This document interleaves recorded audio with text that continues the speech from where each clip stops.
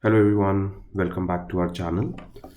Today we'll be going into the fourth part of quantitative risk analysis, and the topic of discussion is sensitivity analysis along with tornado diagram. For this, to understand this sensitivity analysis, I have taken a simple example where we are trying to assess the impact on our cost objective. So say for example, for a particular task, I need 100 bags of cement and the cost of each bag is $12 and the total labor cost is 5,000. This means the total cost of this task as per our current baseline would be $6,200. Now, what we are going to do is we are going to increase one variable at a time by 10%. So instead of 100 bags, I'm assuming that we may need 110 bags costing at the same price with the same labor cost. So what I've done is I've just changed one variable and I've increased it by 10%. Now with this new assumption, I need 110 bags at $12, which is $1,320, and 5,000 labor cost. That brings our total cost to 6,320. Now we are going to go and reset the cement bags to 100, but increase the cost of cement by 10%, which means now the cement bag will cost me $13.2 and the labor cost remains the same. So $13.2, 100 bags, which means I need 1320 here and 5,000, so 6,320 once again.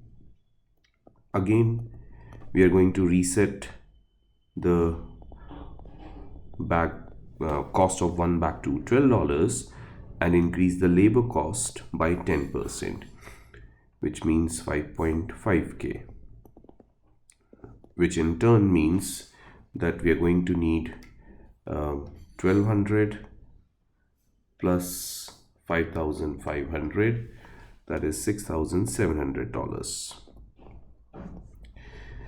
Now you can see the impact of changing one variable at a time.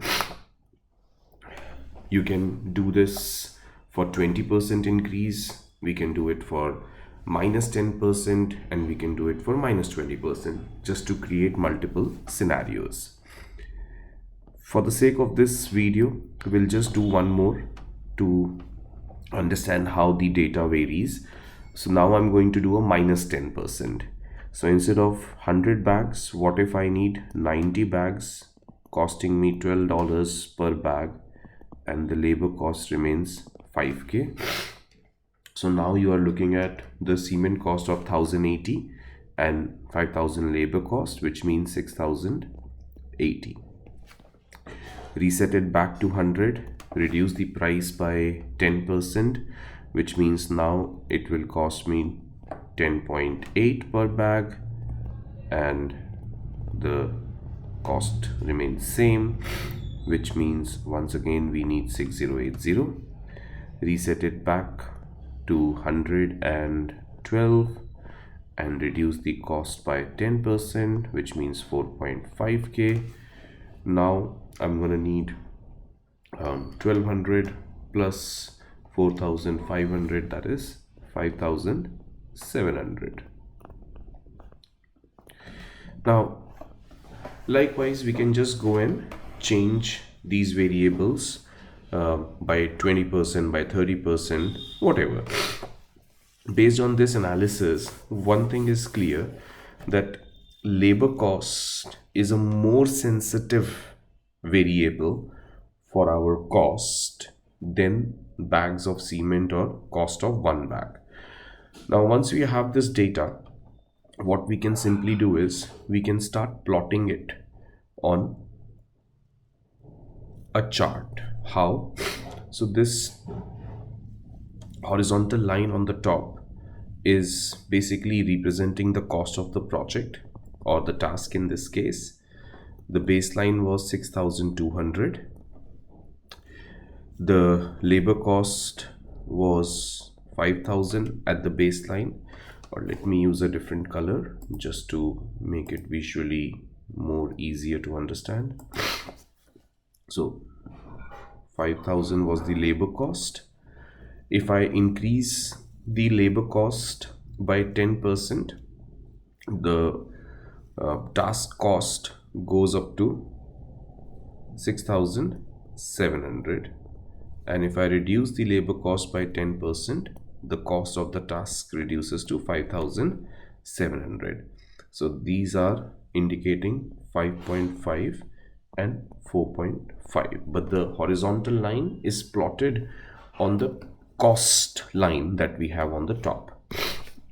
Now the other two variables have the same impact, they have the same sensitivity. So we can just say if I needed 100 bags, then I was looking at a cost of 6,200. But if I need 110 bags, then I'm looking at a cost of 6,320.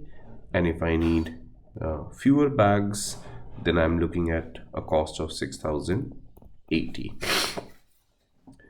In this example, although the third variable does not really have a difference in terms of sensitivity, but just for the sake of understanding, we took this example.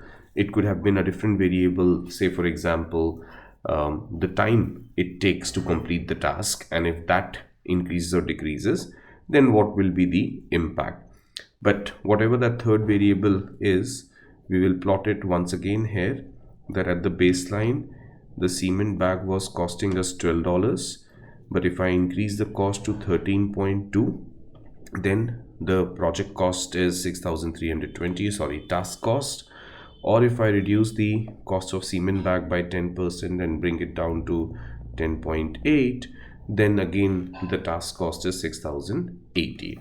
So you can keep plotting these horizontal lines on the cost axis on the top, and this graphical representation helps you to understand that which one is the most sensitive variable, that's generally on the top, and then which one is the least sensitive variable.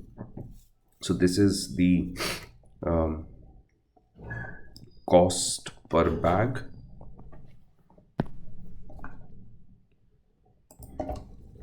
This is your number of bags,